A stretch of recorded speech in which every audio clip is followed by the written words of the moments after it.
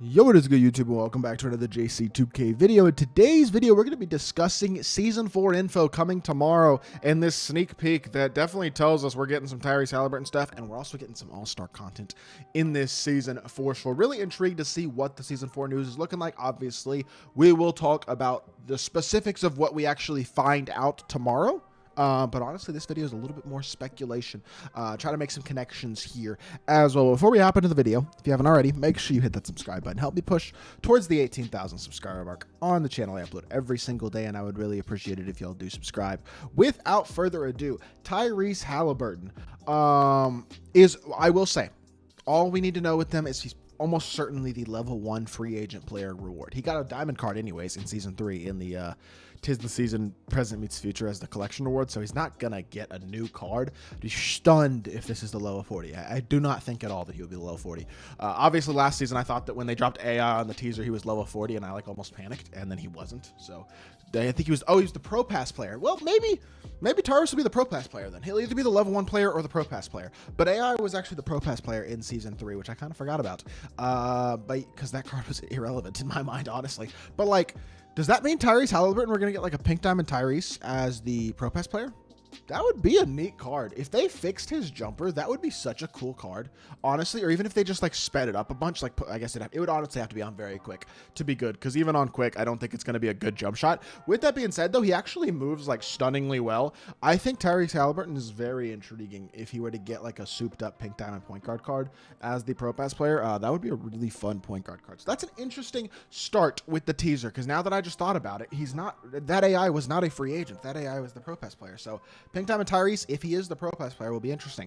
Obviously, this is also this whole thing, the star, everything, this logo is referencing the fact that the All-Star game is being played in Indiana this year. Tyrese Haliburton, first time All-Star this year, or I guess he will be, because they're saying All-Star 2023. He hasn't actually technically been selected to the All-Star game yet, but he will be relatively soon. The All-Star game is, I think, February 18th, so that's just over a month away, which makes sense. That's also during Season 4, so we can certainly expect All-Star content in Season 4.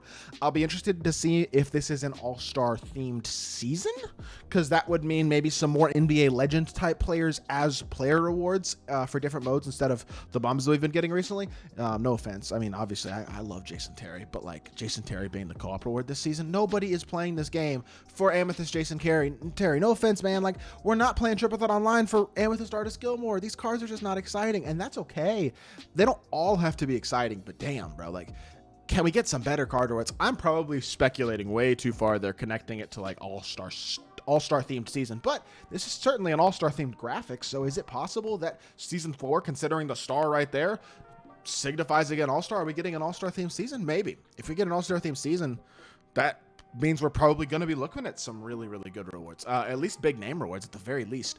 If not, and maybe, I mean, some of them might be small guards, and some of them might be just bad cards that aren't that good. But in general, I think you could potentially see some better rewards as a whole in this season if it is an All-Star themed season. And I think, honestly, that might be the most important thing that I'm really, really hoping is improved this season. Outside of the gameplay, which unfortunately I do not believe has been improved as much as it should have been. I don't think they fixed the biggest issue. The backdoor patch that they dropped didn't even really solve backdoors, but it helped, kind of, I guess. But generally speaking, it's not a huge change, I don't personally believe. I think that the gameplay will still be a struggle at times in Season 4, but with that being said, it was better in Season 3 than Season 2, and I've been having more fun as of late, so I'm not quite as concerned about that. The content needs to be good this season, though, because while they ended pretty well in Season 3, a lot of good budget cards later in the season, although the last couple weeks of budget cards have been, well, the New Year's resolution set was incredible for budget cards, but last week's set was not, obviously. But outside of that, I mean, I think as a whole, Season 3 closed off pretty well content-wise, and obviously the chat grind was amazing. Season 4 needs to be, number one, let's just try to go mistake-free. No more PG glitch, no more huge mistake like what they did with Gobert and Kuzma as well. Like, let's just try not to make huge mistakes, try to communicate with the community, let's try to have a little bit less of an eventful season. Although I guess eventfulness is news, which is views, so I wouldn't hate it at the end of the day, for me personally. With that being said, I think we could use some more stability this season and some more things to actually, like, grind for. Not that there isn't anything to grind in this game because I think it was better this season, but the specific modes themselves just were not very enticing to play for the point of getting the rewards. I would say the most rewarding mode this season was Unlimited, and not because of the mode reward, but because of all of the other stuff that you got in there and the fact that they made the rewards sellable, which is a huge change and I think a very welcome one. Hopefully that will continue. I would hate to see them go backwards on that. Let's continue with that improvement because that was a big success, big W, not something nobody has really talked about in Season 3 that was good, but I actually thought was quite good, was the fact that they made a lot of those rewards sellable. At the same time, we're going to need to see consistency continuing through Season 4. I think we're at the point in the year now that we're in January, we're starting to get towards the second half-ish of My Team. We're going to start to get those glitched cards more and more often and better cards. It's the point where, honestly, I feel like more people start to play My Team often. So hopefully that means we're going to be getting consistent content, near daily content during the week. I want to see content 3, 4, 5 days a week, not just pack drops on Tuesdays and Fridays. Would love to see a set of Spotlight Sims this season as well. Last year, I do believe.